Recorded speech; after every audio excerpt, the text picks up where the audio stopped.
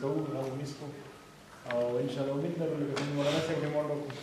مفتي صاحب نه ما ته خواهش وشو خبره ما ورسره شوې وه که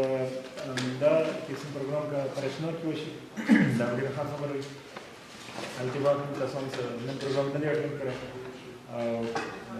دا قسم پروګرام کې به باید شرکت وکړي زه به چونکې ټایمه هغه ډېره کم دی تاسو وختي نه پروګرام کې ناست دی